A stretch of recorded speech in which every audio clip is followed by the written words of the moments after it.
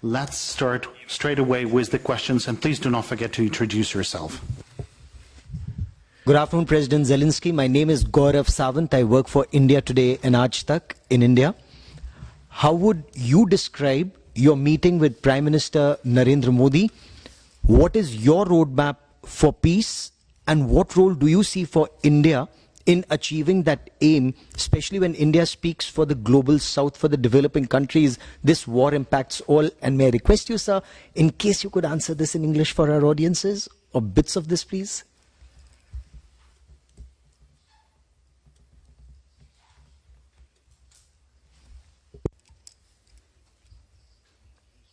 If I'll answer in English on your question, I will answer to all your friends in English. Helps. I can answer if you want some sentences in Ukrainian, some in English, if you need some messages for your audience. Thank you for coming. Gaurav, yes, thank you for your question. So, first of all, a really very good meeting. And this historic one, and for us it's very important that the first Prime Minister from your very big country, and during all our history, all our independent history, so it's during last 33 years, almost 33, because tomorrow it will be the 33rd independent day. So this is historic moment for our nations. It's not about me or Prime Minister Modi, it's not about personalities. That's why I think that it's more important that both of us. It's about both our nations. And that's why I think it's historic moment, and I'm very thankful to Prime Minister for coming. The second one, so yes, it's a good beginning with some practical steps with the first 4 documents between our countries, and I think it's just beginning, and I think we'll continue, of course, we'll continue, and we decided that we can have on the level of governments, we'll have meetings very, very productive and concrete. I like very concrete steps. We have to have something very concrete, and it's much more influential than any words. Yes, so that's why these 4 documents is the first step. Our common declaration, this is also important. The messages are important, which are there, but it's a political issue. But we are very happy we can provide agricultural products, and if we can have connection on it. It's all about food security for both our nations and for other nations. So it's not only about grain or wheat, and it's about a lot of different things. Corn, it's about also transit by the sea. It's not only food security, it's, you know, it's about metallurgy and etc. A lot of different things. And now, you know, in the century of high technologies and be very open during the war, we increased the level of our private companies, especially this kind of high technology and drones, sea drones, security, cyber security, and etc. And I said to Prime Minister, we'll be very ready to share with you these products, and we'll be happy if it can be co-production, and etc. And of course that we decided that our teams will begin to work on different issues on it. So that's I think during the war this role is also very important, because we need to strengthen our economy, really. And if we can have something very detailed and some concrete things and contracts, I think it will help. Of course, we need win-win between our nations anyway, but during the war it can help. More production, more contracts, it's very good for us. It's more jobs and also for you. I mean, this is, again, win-win. So this is the first. Then about role. If we are speaking about global role, because you have global influence, very big country, very big population, and that's why, and very big influence on Russian economy. Today you have it, and it's true, because really a lot of export possibilities for Russia closed, but India is open. We spoke about it with Prime Minister. Of course, it helps today for Russian army. And I think that government of India, of course, understands it. And of course, we will be happy to work how to find alternatives.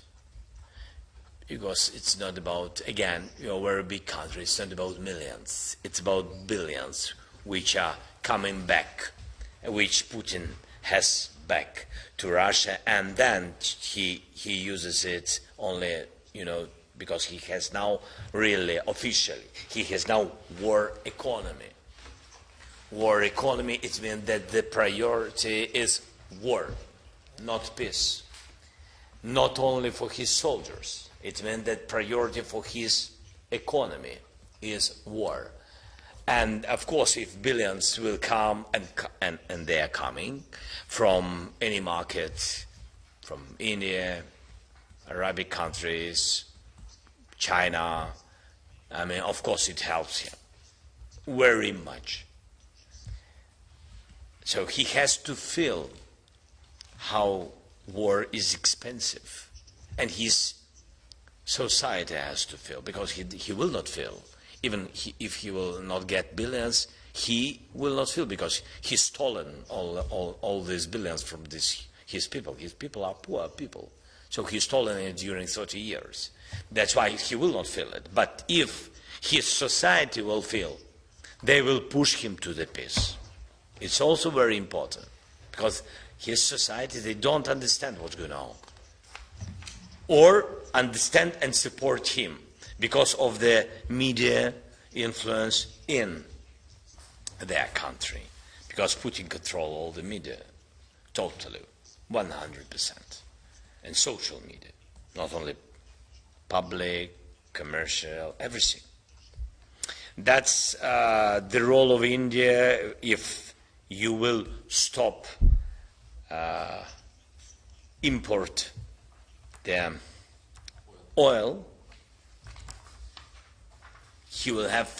Putin will have huge challenges. Huge challenges. The sword, I think it's peace way, or way to peace. Yeah. So I think we spoke about it with Prime Minister. So of course we want him very much to have in peace summit, and of course we'll be happy to work on it. And of course, if he has his ideas or his team ideas, we'll be happy to speak about it. But we don't change our territories on any propositions. So we don't change our people to any propositions, and our territories, and our values, and our freedom and democracy. We will not change it. So it's absolutely understanding points. All other things we can speak, we can decide, we can find any. But I spoke very openly with Prime Minister. Prime Minister Modi wants peace more than Putin. This is the problem. You understand? So the problem that Putin doesn't want. I don't know what about they spoke. I mean, all the details with Putin when they had meeting and etc. But I said to Prime Minister, you know, with whom you have a deal. I mean that you speak with him, he is speaking to you how he wants peace, but at this moment exactly he is attacking hospital. Did he do anything good for us? No, he's a killer for us. But did he do something good for you? For India? If during official visit of Prime Minister you attack the children in the hospital. It's a very important moment. So he had to recognize after that that he doesn't respect India or doesn't control his army. And he will tell you that Putin controls everything. So he can't say that he doesn't control his army. So it means that he doesn't respect Indian Prime Minister. Otherwise, why he did it? So for me, he's very clear. He's not so smart as his Russian TV shows his people each day. Okay, I'm sorry. Yeah, but in Ukrainian, it could be shorter. Okay, thank you. Mr. President, thank you for your time. Dinako Peri, I work for a newspaper called The Hindu. From what you said, I'll just seek two clarifications. One, you talked of the oil purchases. So, what was the conversation since you said you raised it, but has there been some definitive, thing which has been proposed or pitched, alternative discussed? One. Two, you also talked about the co-development and co-production of high-tech technologies. Can you just elaborate on any specific things that you have discussed, what has been offered, or what is the roadmap for this going forward? Thank you. Well, for today, long line. I don't know. Maybe how to say it in English. A big number of different kinds of such technological things.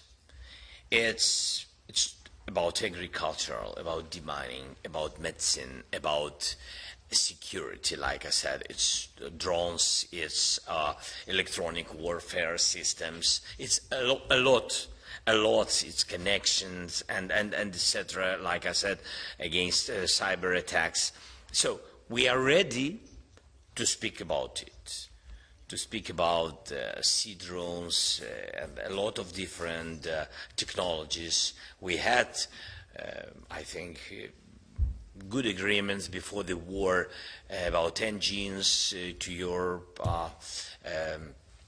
defending sector and etc. So we are very open with all of this, and we are ready to co-produce for our both markets. That's what I said. Of course, we can do after the war more, 10 times more, because for today the priority is to defend ourselves. I think that you understand it. But anyway, we are ready to begin this work, because the war will finish anyway. We know it, and we want to do it, and we are very open for this. Then, as I said, agriculture, not only growing, not only, but also about, we can speak about the hubs, how to save, how to secure agricultural products during long period of time with all this climate and other challenges. So we are ready also with this. You asked about alternatives for the import of oil. Yeah, so, we can't say, that we shared, we understand what money Russia has on this deal with India. We understand it very, very much and very well with details. That's why, so we want to try to do everything possible to stop it. But we can't push. You are an independent country and government, and it's your government. We can't do anything, illegal. That's why I said that we are asking you to think, and we are ready to work if you are okay with the idea that we will do what we can, but we have to stop, give money and strengthening Russian army. That's our position. So I don't have answer for today, of course. I don't have it. But if we are ready to, to work together, and we will. If two sides want to have deal, they will have. Okay. Hi, sir. I'm Siddhant from WION, is India's international channel. My question to you is, when Prime Minister Modi was in Moscow, you condemned the embrace between the Indian Prime Minister and the Russian President. He's here in Kyiv. He embraced you. Has your assessment changed because he is present in Kyiv, meeting you and hugging you? My second question is, you talk about territorial integrity and aggression. China in the Indo-Pacific has been aggressive with countries, including with India. Will you condemn China on the same terms? And my third question is, the Kursk incursion. What is the assessment you shared with the Indian side, and how long you plan to continue, how deep you plan to continue this incursion? Do you plan Moscow itself?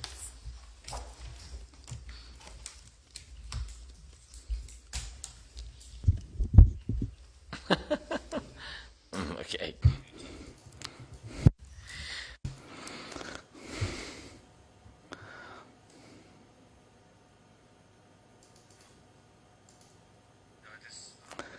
Let's try and answer the questions one by one. I'm happy the Prime Minister came to visit us, and I believe this is very important.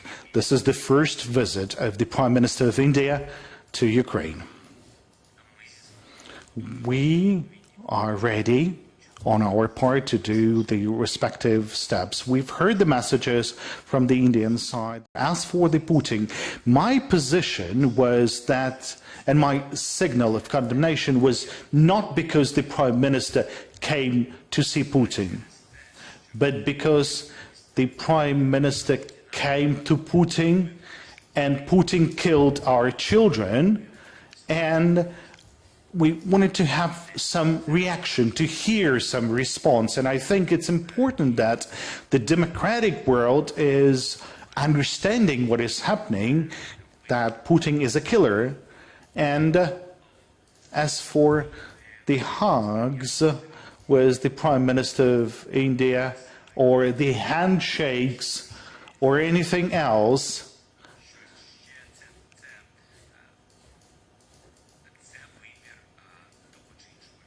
it's the decision made by every leader. I can't tell you anything with regards to that.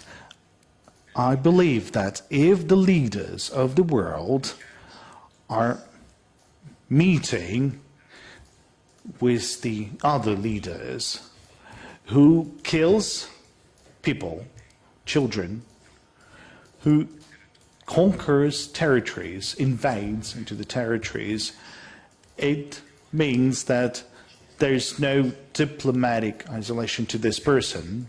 It means that this is an act, well, I believe it like that this act will not result in a person like Putin would understand that he's doing something wrong, that he's isolated, that he's alone, that the whole world condemns him. That is why I believe that we cannot remain silent. We have to respond. And I always respond because I know what would be the end to that. A longer war, someone gets tired or has a fatigue. One person meets Putin, 3, 4, 5, and then the people would gradually forget about the occupation, the killings, because life goes on, and there's many economic challenges in a variety of countries, and you would need to think about your own interests. So I will keep reminding this to anyone we have context with, and I think this is important. And let me pass to the second part of your question now. Why is this important? Because This is a signal. If the Putin can do something, then the others can do something. So whenever you're asking me about the other countries, including China, I think as long as Ukraine stands and fights and condemns the violation of sovereignty and territorial integrity, as long as the world is with Ukraine, the risks of other crises occurring in the world decrease. That is what I believe.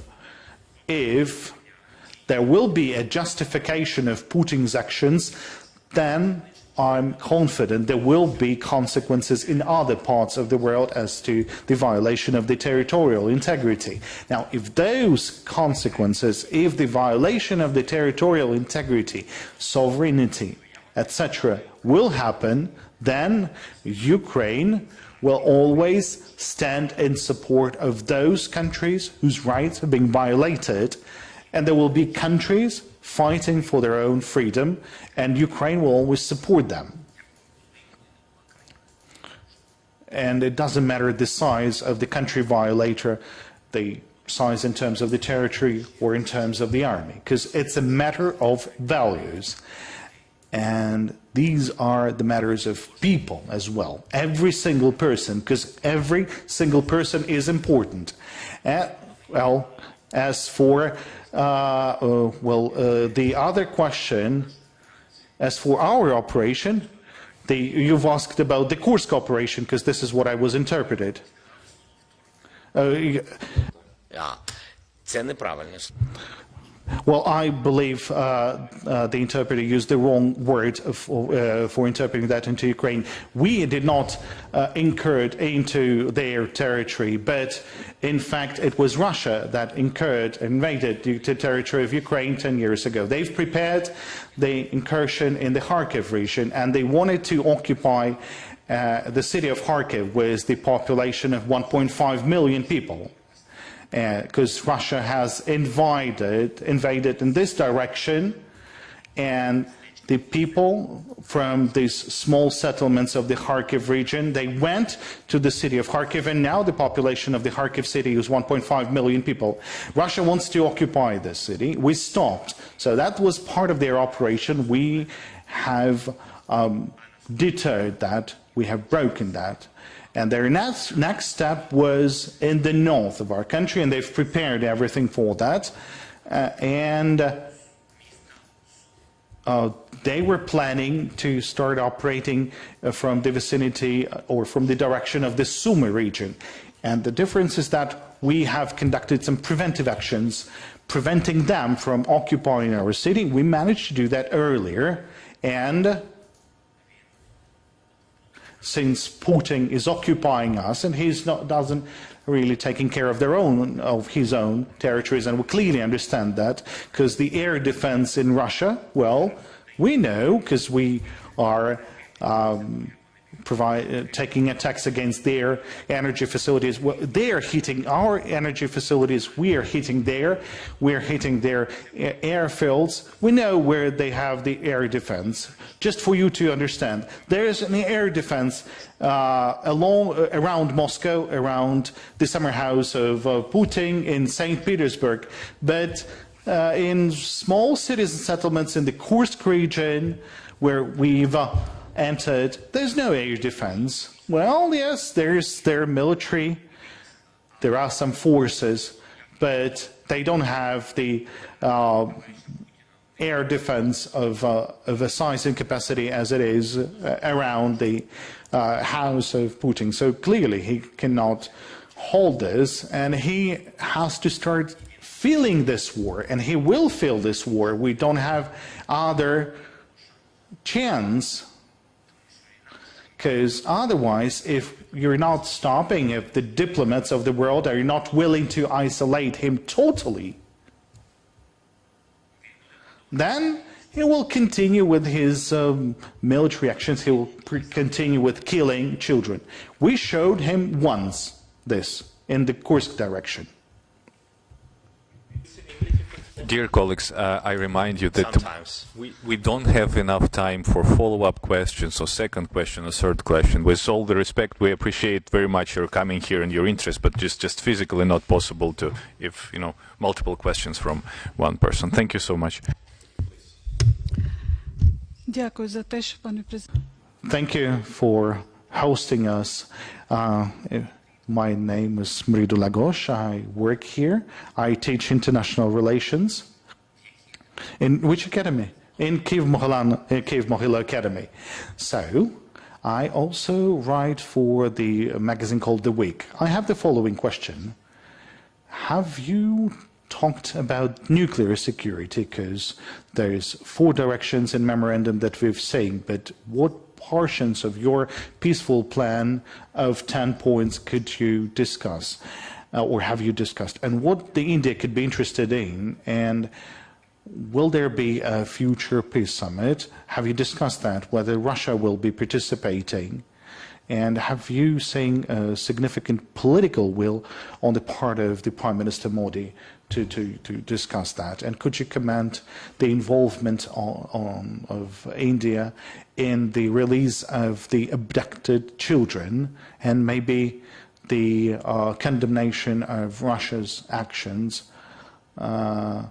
with regards to the citizens of India that were forced to, they were tricked to participate in the combat operations? I will start with that question. The Prime Minister Modi started with that. He said that he condemns that, and he will make everything possible for the citizens of India not to be fighting in the lines of the Russian army.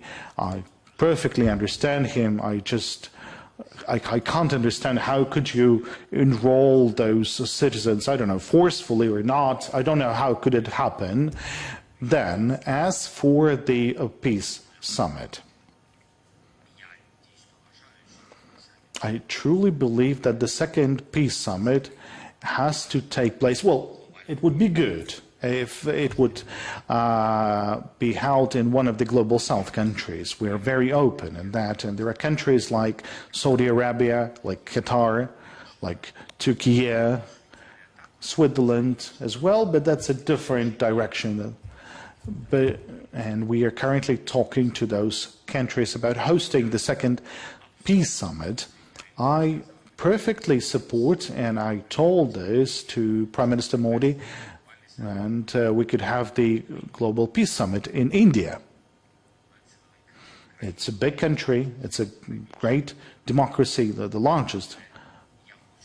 But I want to be frank, this is not only related to India, but any state that is, that would be positive to hosting second peace summit. We won't be able to conduct a peace summit in a country who hasn't joined the communique of the peace summit at the point. Well, I guess you understand this. Nobody is exerting any pressure, but that is logical. The second aspect, we have discussed all matters related the communique as well as those of the questions that were discussed during the peace summit. And yesterday there was an online meeting on energy.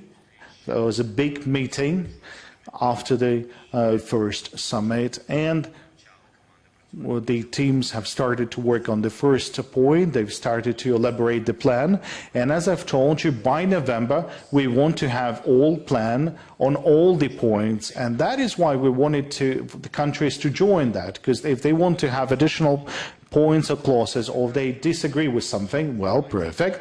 Let us have a working level meeting at the level of NSA. Let them have, let them do the work. And I told that we're ready to work with you on the matter. Who knows? Maybe we will. So going back to that energy. That is something we've discussed, and includes nuclear.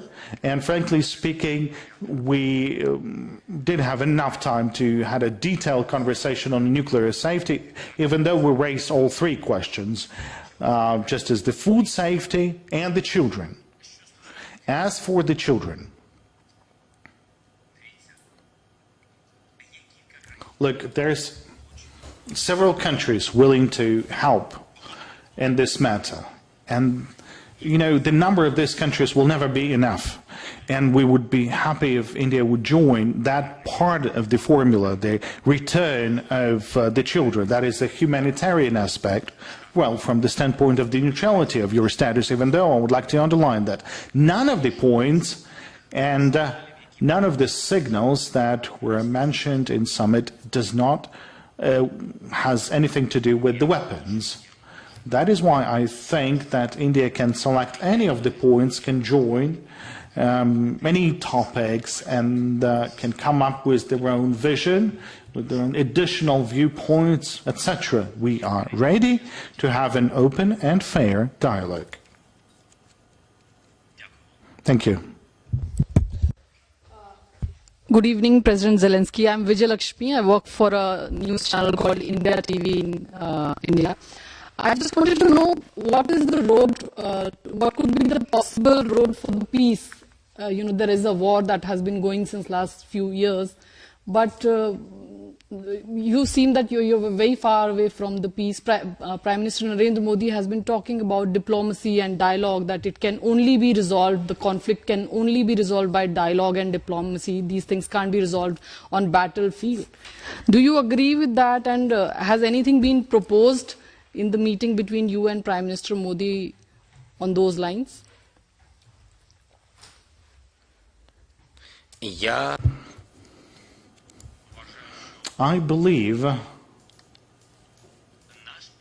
that our approach, well, if we're talking about our steps both on the battlefield and in the diplomatic level, our approach is closer to peace than any other proposals.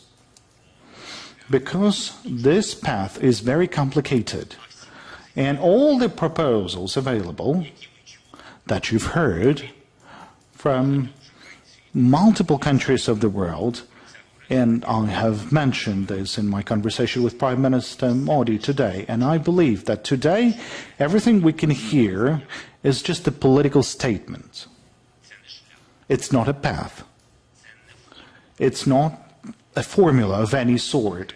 It's not specific in any point. Some say he will put an end to this war in half a year, the other in a year. The other expert would say he would need a day. The fourth expert says that believe the war would be finished in 2026 when Russia's economy will fall. Look, all of those are statements. There are different statements. Some are analytical, some experts, others political, but no one has any single plan. When, well, whoever might say that we support the diplomatic settlement, I always support this. We all want to have, you know, a situation where not a single soldier would be killed now tomorrow, not a single citizen of Ukraine would be killed tomorrow. We want this, but how can you agree with the rapist or a murderer? Look, like, have a seat. We understand that you've already raped 15 people and you killed another 30, but let's talk. Come on, please don't do that. It's not going to work like that. With a person like that, he's not afraid of political intimidations. I'm talking about Putin. All the countries of the world are saying that it's your aggression. 143 countries have supported the UN resolution, and they recognized Russia as aggressor. They recognized them as occupiers. 143 countries of the world. And what was his response? Look at the dates. Ukraine came to summit in NATO, and he had a shelling of the hospital, the UN General Assembly. He's not coming. So there was a session of the UN General Assembly. He launched an attack against our cities, killing hundreds of people. So these, look at his responses to diplomacy. So whenever you are saying about diplomacy, I'm both hands for that, for the diplomacy. But I would like to see some specific steps, so that it wouldn't be at the cost of 30% of our territory and not at the cost of our population. If there is a plan like that, we're happy. But believe me,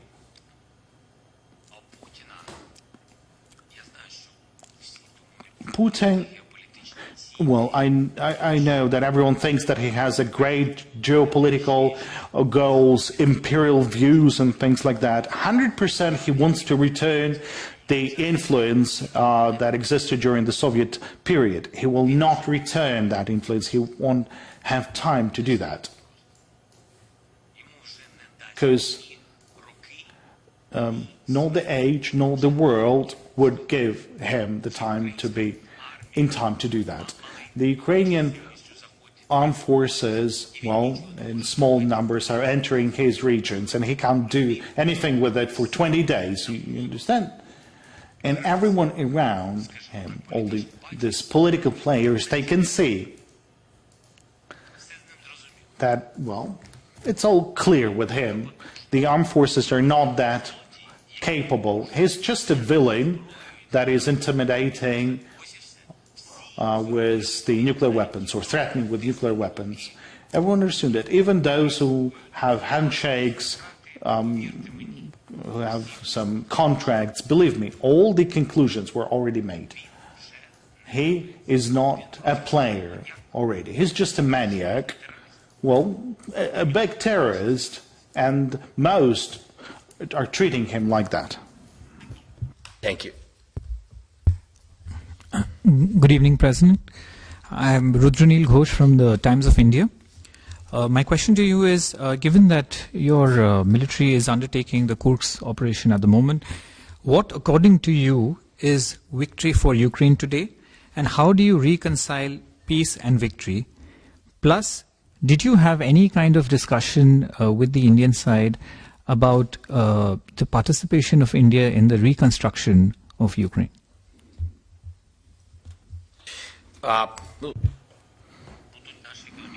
Well, our economic experts and economic teams will be talking about the recovery. We simply didn't have enough time.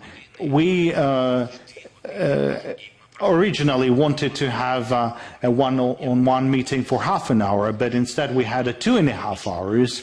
So I believe we'll have more meetings, I believe, and the economic direction will be something will be discussed by our economic country. I'm interested in increasing our economic turnaround by 3 to 5 times, and that's not too much. That's at least we're returning to pre-war indicators. We can do that. We want to do that.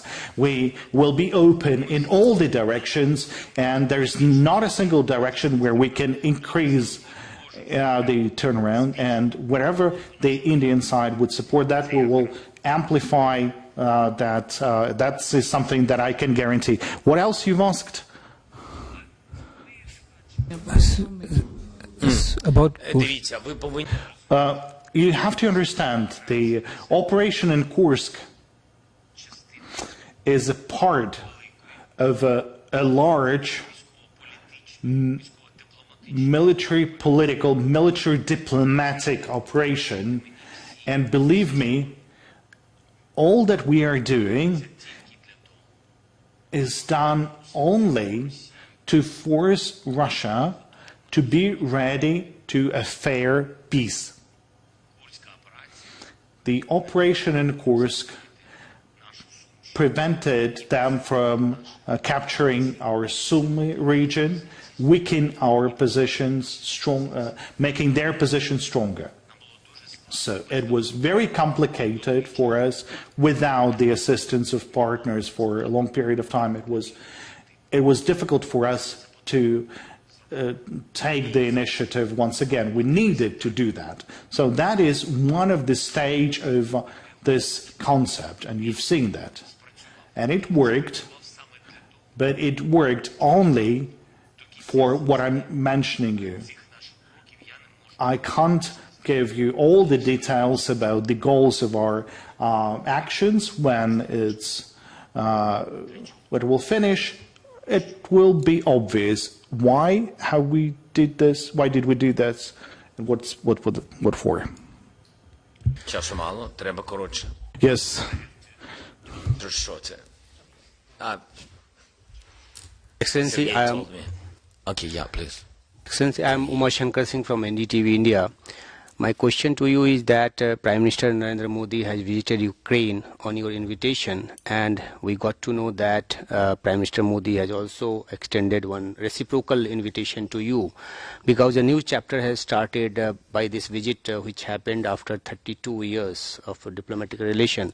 So when would you like to visit India, because you suggested Prime Minister Modi to have a global summit, a peace summit in India. So in that direction, if you want to enhance the cooperation with India, do you have any timeline in your mind? I know that this country is going through a war and it's very difficult to leave the country very often, but you travel abroad, which we saw on TV. So do you have any plan to visit India soon or sooner or later?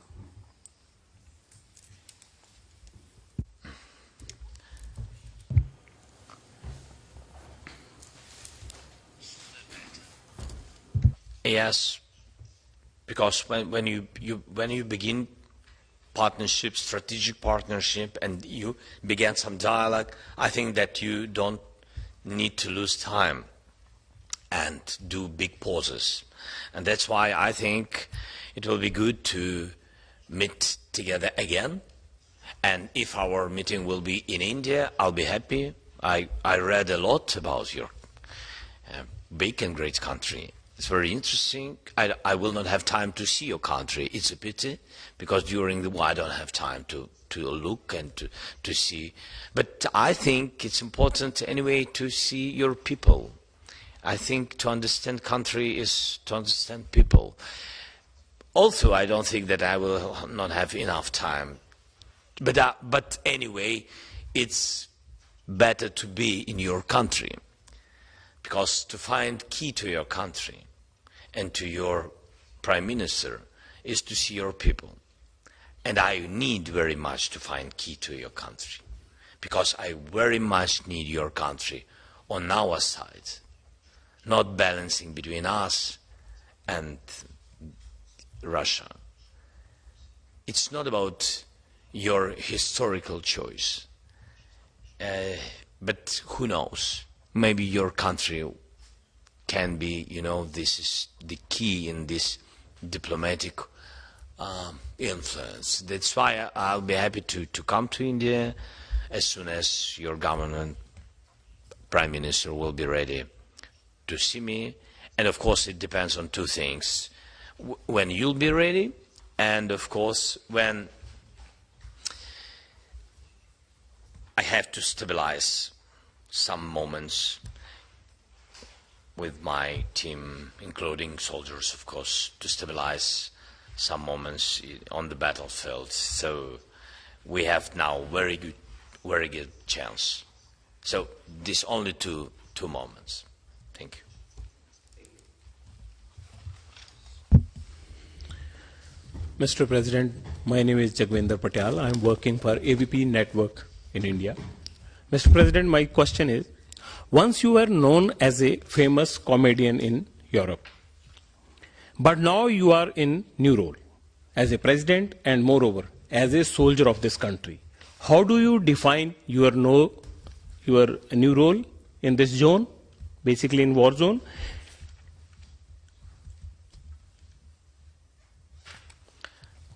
I will ask.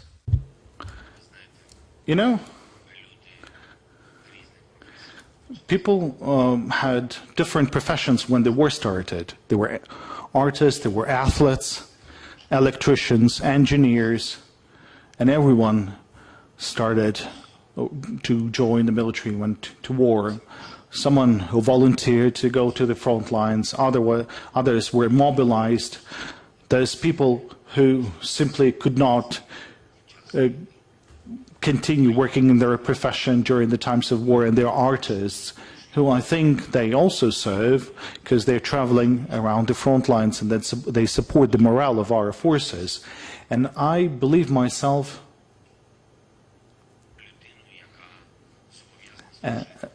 as a person who has to serve my own country. This is my obligation, and I think this is the most important because everyone has this duty. We have to protect and to serve the country, Ukraine and Ukrainians. So I think that in any case, as a president of Ukraine, I'm the guarantor of our constitution, and the protection of our territorial integrity and sovereignty is the protection of our constitution. This is my duty to put an end to this war, not to defeat, not to lose the independence, and to start the rebuild and reconstruction process of Ukraine. Thank you very much, sir, for inviting us. Can you sustain the war effort if Donald Trump becomes US president?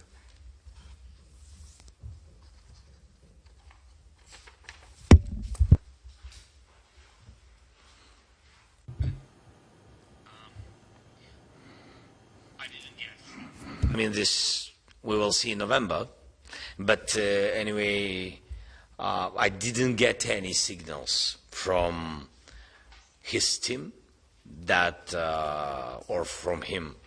I mean, we had one bilateral talk.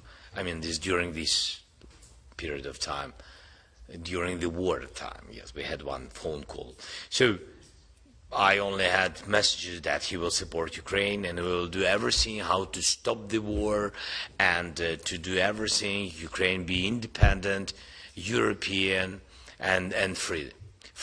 So that's all messages I've got from him, but directly. But anyway, I can't, prognose. So and I think you also. So we will see in November what will be. My name is Ashok Raj from ANI. Another part of the world is also fighting for their regions. I'm talking about Israel and Gaza. And do you think that Islamist jihads are the concerns for the new world of era?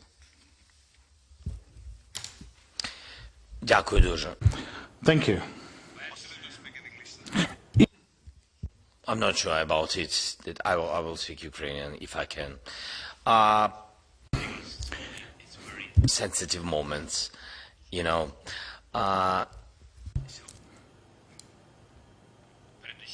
First and foremost, we cannot compare this because you've mentioned the religious differences, and we cannot compare our war. I mean, the war of Russia against Ukraine, I wouldn't say that there is a significant religious discrepancies between our countries. There's a lot of different religions, and I guess the same religions are available in Russia. So it's not a war that has anything to do with religious discrepancies. This is a war over one person.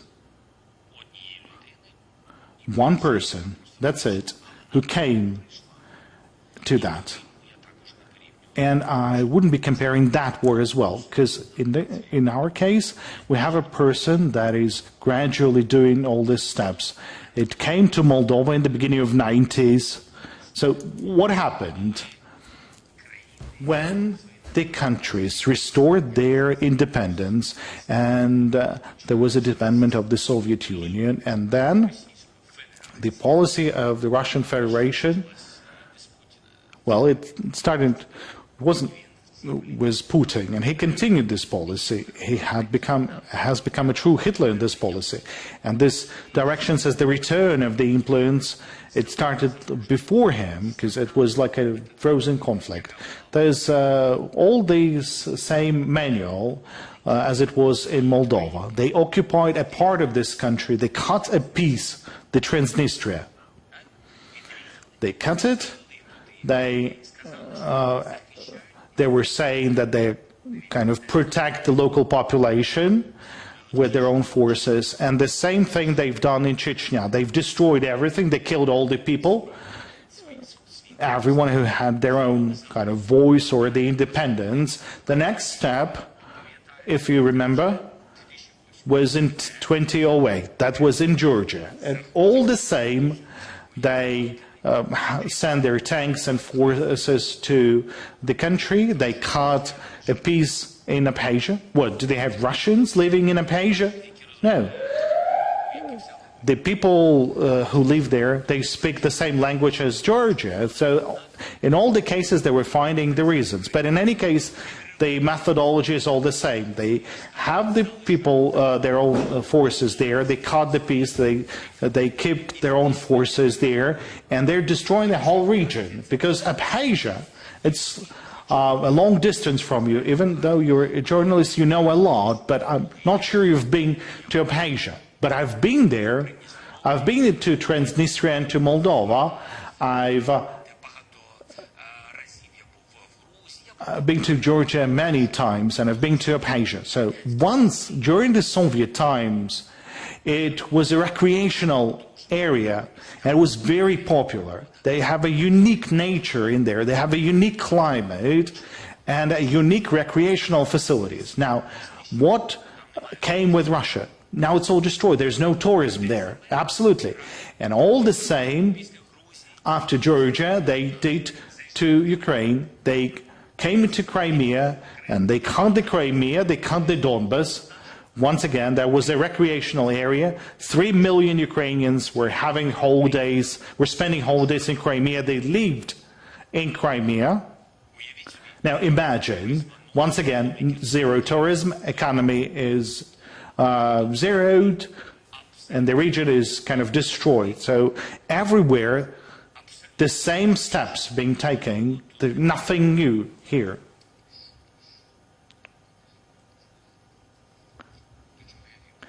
Okay, what was my point? Just a second.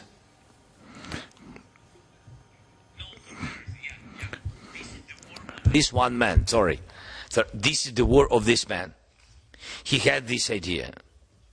And we can't compare with a situation, with a war, with a crisis, with all these crises in the Middle East.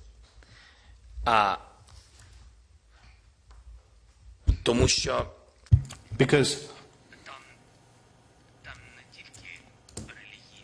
it's not only the religious aspect. I wouldn't say it like that. It's not only religion aspects. There's a big history, and there is a lot of other interested parties around for that conflict to exist. It's not, differences between the Israel and Palestine. You can see what is happening. There's the training, there's the weapons, there's the funding, there's many other kind of influences.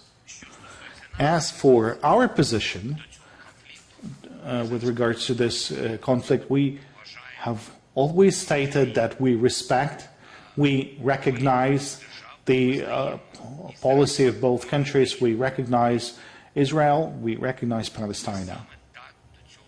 This is our attitude or position. We understand there is a humanitarian crisis, and whenever there is a humanitarian crisis, whatever the case, whatever the beginning of the conflict, or not this conflict, but this turn of this conflict, because there were many stages in the history of this conflict. I believe we need to help as much as possible, because there's women, there's children, and we need to do as much as possible to save as many lives as possible. Because what's happening now in Hague in Gaza is a tragedy, and I don't believe that the big countries of the world cannot stop the crisis like that. Frankly speaking, I don't believe this. I don't believe in this.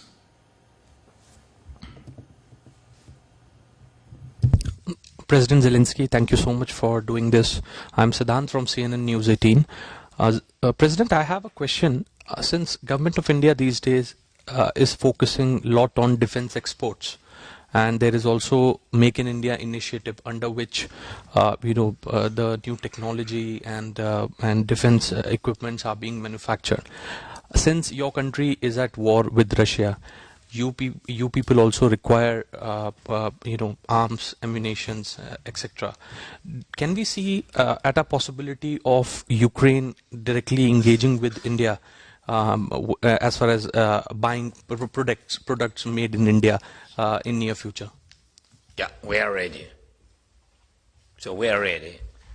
I said any time, and I gave all this. I give these all messages to your productions, and as I said, we are ready to change. We are exchange, yes, with technologies. We are ready to buy.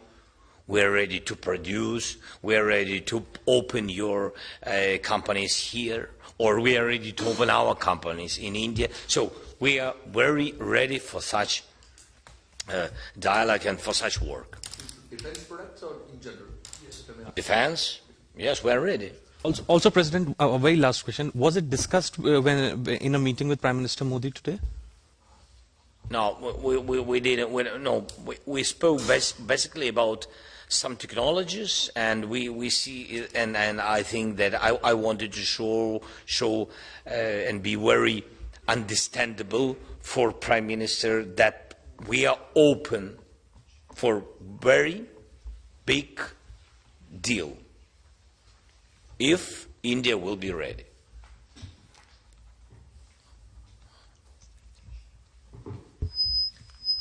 Mr. President, thanks for inviting us. This is Rishikesh Kumar from the Press Trust of India. So, have you conveyed your disappointment with PM Modi over India's stance, whether it is related to energy imports from Russia or India's stance at the UN? So, have you conveyed your disappointment with Prime Minister Modi?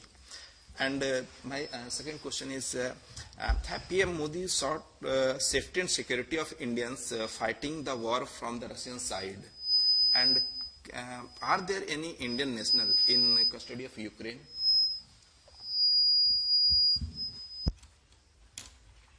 No, вибач, там якийсь неправильний переклад. Перша частина.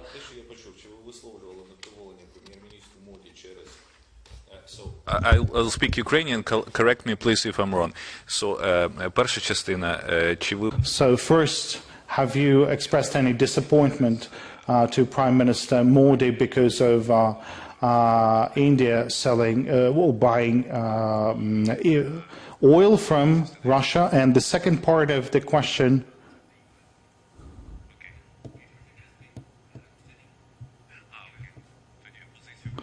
And the UN position that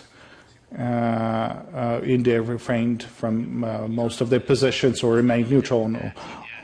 If you are speaking about UN Nations resolution, we didn't speak about it, but I'm not afraid.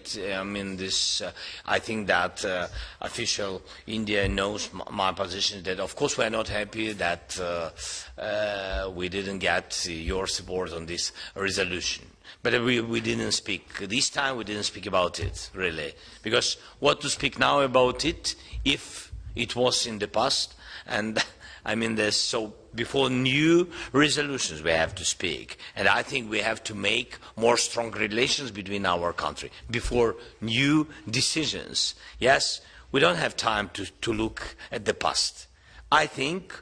and I don't want to be negative about something that was around our countries in the past. I don't want, I want to build something good, something positive between us, and something strong, really. That's why I will not look, with all these feelings. I don't have time for feelings. Yes, to the past. I know from the very beginning, if we are on this point, and if it's really a historic visit, and I hope that it's really, and that the Indian side also thinks the same way, I think that we will not have big challenges in our relations in the future. And I will focus on it, on future relations between our countries. And the second part? Yes, and the second part. Can you repeat that, please? There are reports, there are confirmation from the Indian side that several Indians are fighting with the Russian army against Ukraine. So, did PM Modi raise this issue before you about their safety and security? And can you confirm whether any Indian are there any Indian in custody of Ukraine?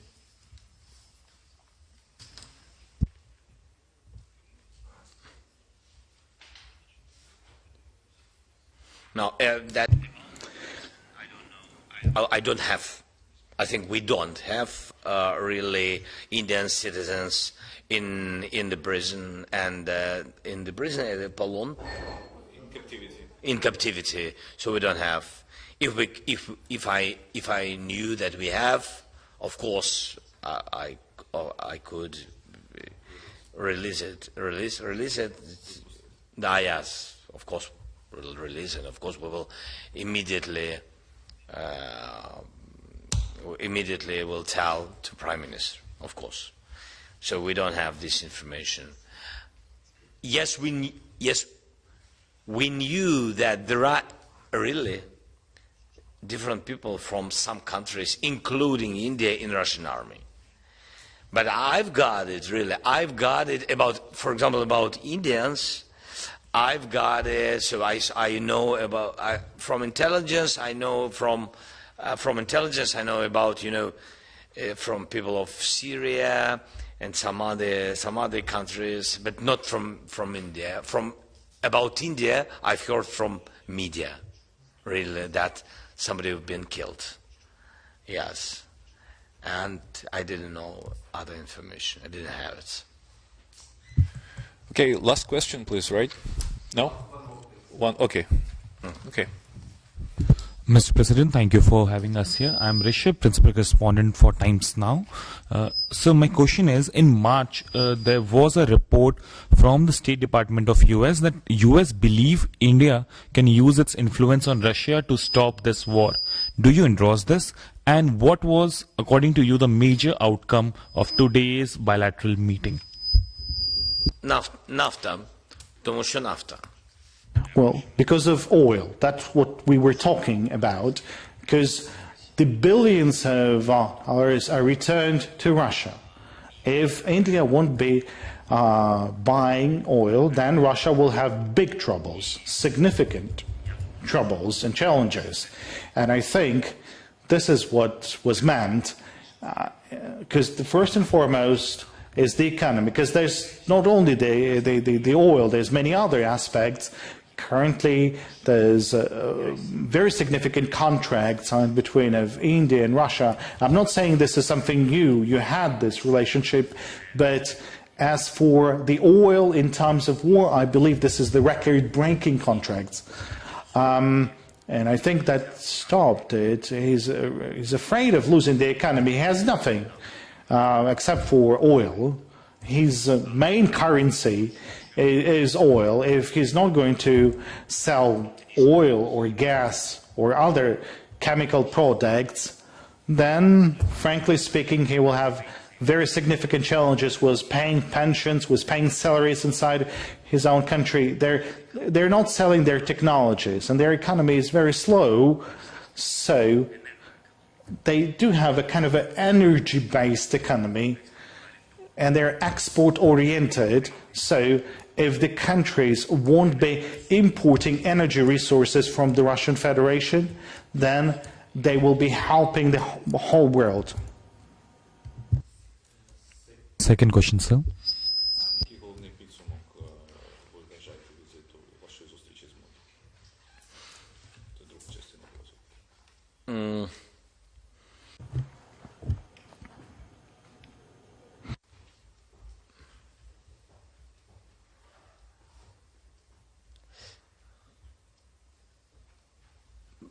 India,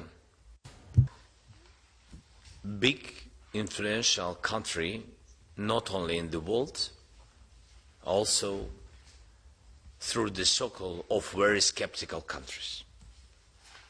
If we will change Indian attitude to this war and to Russia, we will stop the war, because Putin will want to stop it.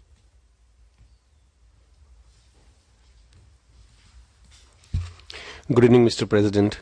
You must have had a hectic day, and I want to tell you that whenever I go out and even when I'm on TV, a lot of people tell me you look like Zelensky. And my question is, it's about European accession of Ukraine to European Union. You was all the day you was here in this building. So the question is, sir, that we have been hearing from a lot of European leaders that Ukraine will soon be joining the European Union. And then we hear contradicting statements from other leaders. And we've been hearing for the last 2.5 years that it will happen soon. When do you think Ukraine will be able to join the European Union finally?